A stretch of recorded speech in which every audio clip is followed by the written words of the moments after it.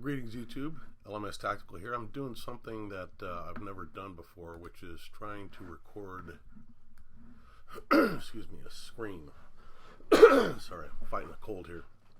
And what I wanted to talk about today was this shooting that went down, and I'm trying to remember where was this at? Let's see if this video tells about it. I saw it a few days ago, and then where I saw it, I guess it got deleted, so I had to search for it. I don't know, maybe if you guys know, I don't even see where the info is. But what I wanted to talk about was, some of what went down. And so let's watch the video, and then I'm going to go over it. But I want to give the caveat that, this is not to make fun of the officer. This is not to, just critique people just to be mean. I'm a firm believer that every time an officer gets killed or survives a deadly incident, that, it's incumbent upon all of us to learn from it, whether we're active duty police officers or we're just civilians. Even if we don't carry a firearm, I assume that most of the people on my channel are people who conceal carry, or law enforcement, or military, or all of the above.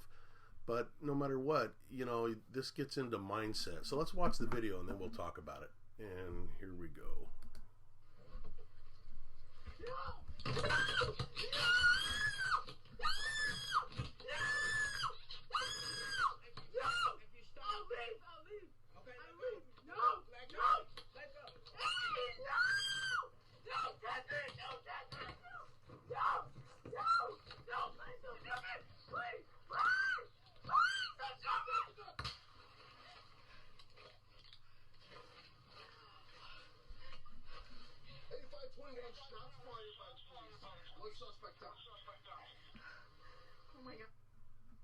Okay, so that's about as bad as it gets for an officer or for anybody.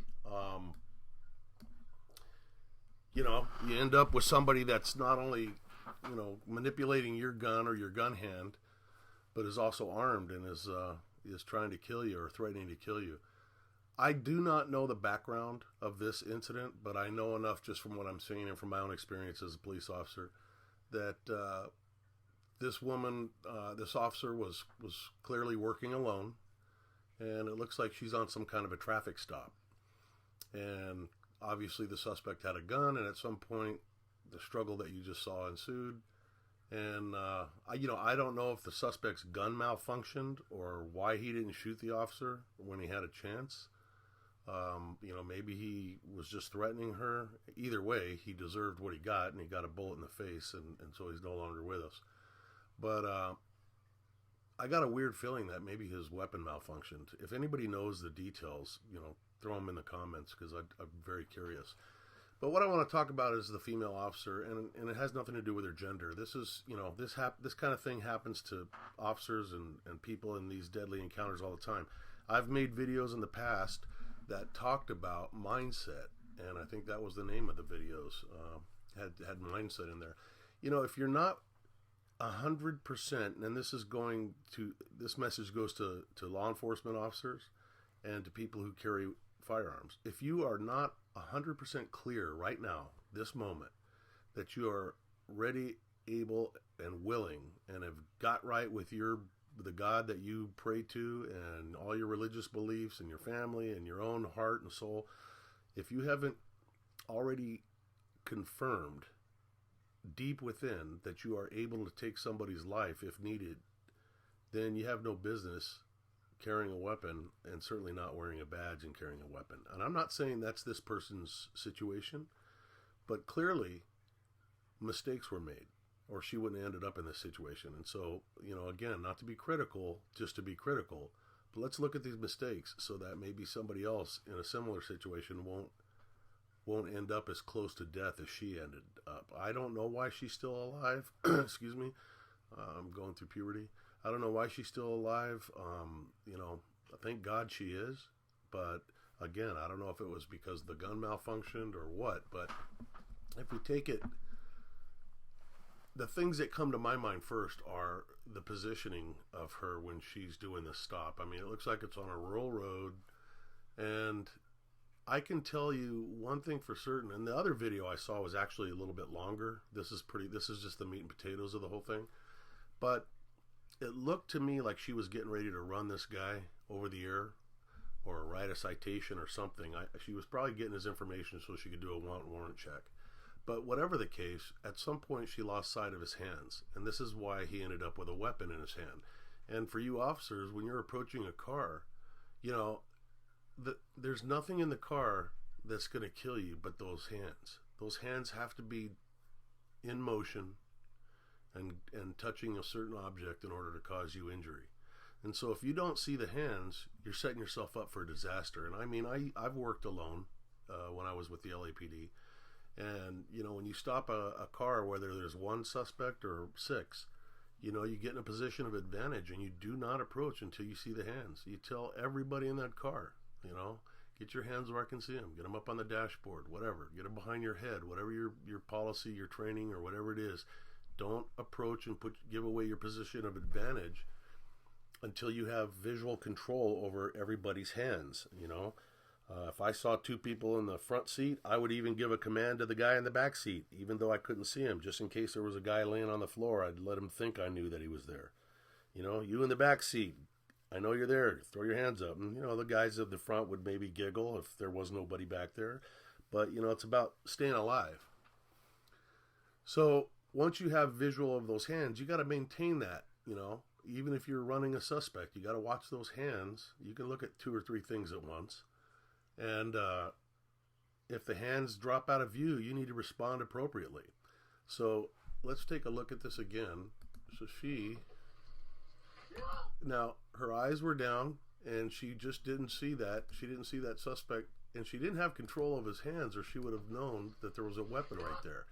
Now, reaching out and going for the weapon like that, that's a good thing. I mean, you know, there's all kinds of gun takeaways. I think I've done videos on that. I used to practice that all the time, and I still feel very proficient that if I can reach you and your weapon, I can take that weapon from you. Whether you're behind me or in front of me, I mean, that comes with practice and confidence. So she reaches out and she deflects the weapon, or she grabs it. I don't know if she has a hold of it. I've done videos also on revolvers. I'm not sure what kind of weapon this is, but if it's a revolver and you grab the cylinder, you render the weapon inoperable, and it doesn't take a lot of pressure. I think a 2-year-old kid could squeeze that cylinder enough to where you couldn't pull the trigger. But what you're trying to do is you're trying to buy time, stay alive and buy time. So if she deflects the weapon, that's great. The problem that I see is what happens as this thing unfolds.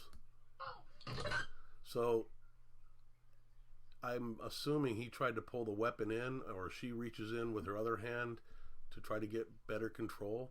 Now, she had stuff in her hands, and I don't know if she dropped it or not. She should have. Let's take a look. Yeah, she did. So she dropped it. But here's where things, I think, should have gone differently. If she had control of that weapon with her strong hand, which means the same side that she needs to draw her own service weapon, if she doesn't have a backup weapon on her opposite side, on her support side, she's pretty much screwed. You know, and this is why I always carried in my back pocket, I always carried a 5-shot Smith & Wesson 2-inch .38. And if you carry a backup weapon, and you should carry if your department authorizes it, there's no reason not to. But it should always be on the opposite side of your primary weapon, because the whole point is if your gun hand, your strong hand is tied up like hers is, then you focus on keeping the barrel away from you while you reach down, pull your backup weapon out of your left rear pocket, and you shoot him in the face. Now, that's why I didn't wear an ankle holster, because in a situation like this, how would she get down to her ankle? But I used to see guys that would carry the weapon on the same side, you know, and it just, to me, didn't make sense. It's a good idea to do it if your right hand is tied up, or if you get your hand shot off, or you got some kind of injury and you can't, whatever. So this would have been a perfect time to come up with that backup weapon and yell Merry Christmas and blow the guy's brains out. Let's see what happens here. Now, her screaming like that, I don't know about this video because I just pulled it up. In the other video I saw of this, there was a lot of comments about, look, if somebody making those comments has never been in a serious fight for their life, I just ask that you give a little bit of latitude, because you never know what you're going to do. Until you're righteously. Because I can tell you from experience, what's going on with her, in her mind, it's happening in ultra slow motion. And as hard for it is for somebody who's never been there to believe, in this moment right here where I've got it freeze framed, she's picturing everything. The kids, she's not going to see if she gets killed that night. Her husband, she's not going to see what her parents are going to be thinking about at the funeral. Your mind is going at ultra light speed, and so it appears to be going in slow motion. And you will think in volumes within the span of just a second. And so it is very terrifying. It is, it's frustrating to watch it, because, here she almost pathetically is like negotiating with the guy. Hey, don't shoot me. I'll go away. I'll leave. Now, all of that is not bad. Those could be distractions and things that give you, all you need to do is buy enough time to get to the backup weapon that she doesn't have. You see what I'm saying? And again, this is why the backup weapon is kind of the focus of my review on this incident. She's limited to the weapon on her right side, but if she lets go of that guy's weapon or arm with her right hand, she's going to get a bullet in the face, as far as she knows. So she's committed, and she's screwed up. Now, I also notice that she gets on the radio and she's asking for help. I hate to sound like the guy who made a lot of videos about everything I see, but God damn it, if there's one thing that has always frustrated me about officer-involved shootings, and I have made multiple videos on this, it's this unbelievable need for officers who are in the middle of a fight for their life, and they somehow feel as though they need to get on the radio and tell everybody what's happening. I've watched just terrible videos where cops are killed, man. They're on the radio and they get killed. Listen, if you're a police officer and you find yourself in a situation like this, which is very likely that you're going to find yourself in a life or death situation, especially these days, you have to already have in your mind that you're going to complete the mission before you start wasting brain power and dexterity and hand-eye coordination and all this other stuff that's required to get on the radio. If your brain is thinking about what you're going to say on the radio, then it's not 100% focused on what's going on right now. And by the time you get on that radio, you should be basically asking for backup and help or whatever it is you need, but there should be a dead person laying in that car, and you should be alive.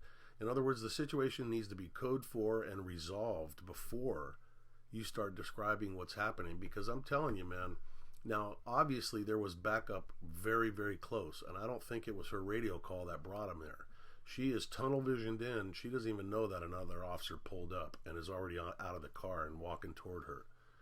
She, for all she knows, she's out there by herself. That's happened to me before, where I've had cops around me, but I thought I was by myself because I was fighting for my gun or whatever. So the point is that you don't want to get tied up on the radio like that. It just uses the resources of your mind and your body that you don't have. And, 99% of the time, by the time those officers get there and respond to your help call, they're either going to see you standing there smoking a cigarette next to a dead body, or they're going to see your dead body laying there and, the tire tracks of the car that's no longer there. And you don't want that to happen. So let's watch.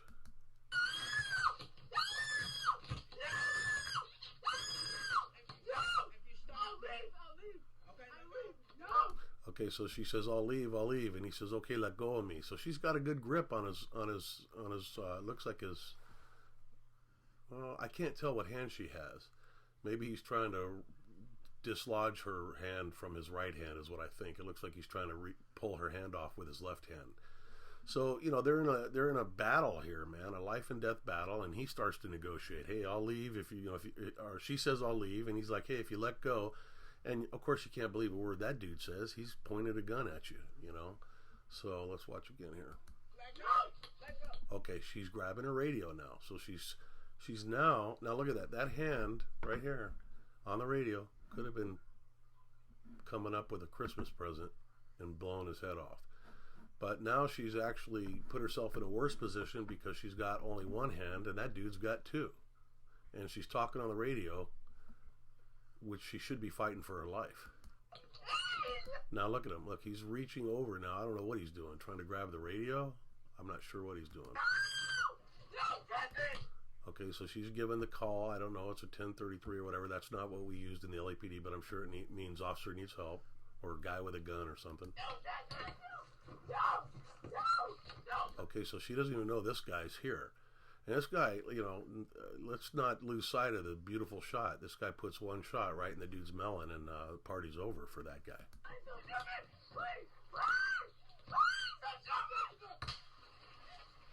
And there goes the blood, and you'll see the slow death sink into the seat.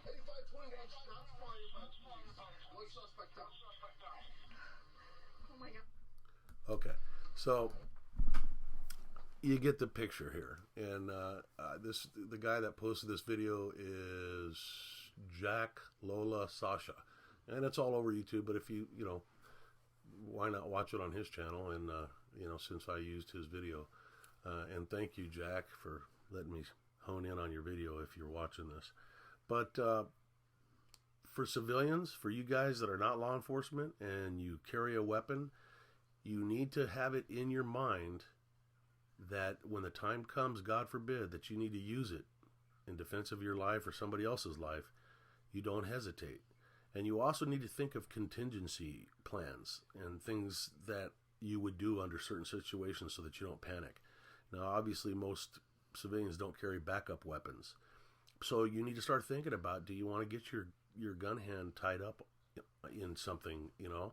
And in this case, you know, her initial move was the right move because she saw the weapon, and I think that by reaching in there and grabbing it, that saved her life. She did the right thing. But she was completely out of options because of her failure to have a backup, and I'm just going to assume she doesn't have one because I didn't see one. I don't know. What do you guys think of this? What do you think of the video? Is there other advice that you can give? You know, we're all in this together, whether we're cops, retired cops, civilians, whatever. You know, your mindset and what you think about before you know, unfortunately end up in a bad situation is really what your brain goes to. You know, the lack of a plan in any situation results in panic because what you think about and the scenarios you go through, and when you're in your downtime, whether you're driving around or sitting on the crapper, those are the things that your brain scrambles around and comes up with. And if you don't have anything in there for your brain to grasp in terms of prior planning, then you kind of wing it, and that can result in panic. And sometimes, sadly, that turns out a lot worse than this did. I'm glad that she's alive. I'm glad she's okay. If she's watching this video, I hope that she considers the use of a backup weapon if her department allows it. I hope they do. And in the meantime, thank you guys for watching the video, and I hope you're all safe and sound. And yeah, stay safe. LMS Tactical, I'm out, and I got to figure out how to shut this thing down.